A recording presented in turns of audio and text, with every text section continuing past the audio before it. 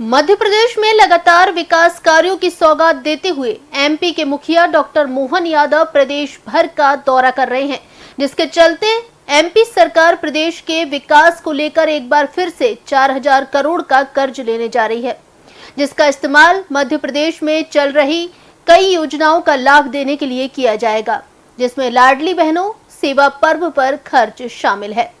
बता दें कि फिलहाल सरकार पर कुल कर्ज 4000 करोड़ के पार हो चुका है। एमपी की मोहन सरकार फिर लेगी 4000 करोड़ का कर्ज।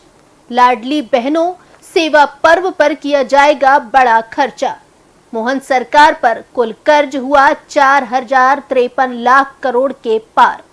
वित्त वर्ष में सरकार अब तक कई बार ले चुकी है करोड़ों का लोन। मध्य प्रदेश के विकास और योजनाओं के बेहतर क्रियान्वयन के लिए अब मोहन सरकार एक बार फिर 4000 करोड़ रुपए का कर्ज उठाने जा रही है। ये कर्ज 3 हिस्सों में लिया जाएगा, जिसमें 1500 करोड़ रुपए के 2 और 1000 करोड़ रुपए का एक लोन शामिल है। जानकारों की माने तो इससे पहले सरकार ने 26 अगस्त को भी 4800 करोड़ रुपए का कर्ज बाजार से उठाया था, जिससे योजनाओं का लाभ देने में खर्च किया गया है। जानकारों के मुताबिक सरकार इस धनराशि का उपयोग लाडली बहना योजना की किस्त देने के लिए करने जा रही है।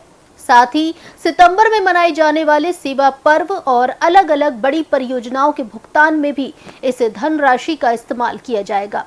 सरकार यह कर्ज रिजर्व बैंक के जरिए उठा रही है, तो वहीं पहला लोन 1500 करोड़ का रहेगा, जिसे 17 साल की अवधि यानी सितंबर 2042 तक चुकाना होगा और ब्याज का भुगतान हर 6 महीने में करना होगा। तो वहीं दूसरा ऋण 1500 करोड़ है, जिसे 19 साल की अवधि यानी सितंबर 2044 तक देना होगा। ब्याज का भुगतान हर 6 महीने में करना होगा।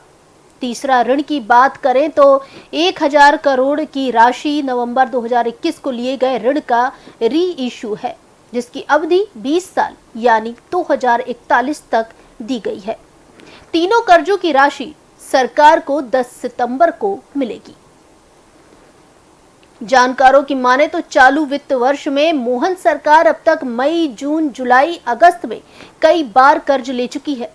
इस ऋण के बाद चालू वित्त वर्ष में अब तक उठाया गया कुल कर्ज 41,900 करोड़ रुपए हो जाएगा। इसके साथ ही राज्य पर कुल बकाया कर्ज की राशि बढ़कर 4000 करोड़ के पार हो जाएगी। सरकार का कहना है कि वह कर्ज लोन लिमिट के भीतर ही ले रही है। वित्त वर्ष 2023-24 में सरकार 12,487.78 करोड़ के राजस्व अधिशेष में थी।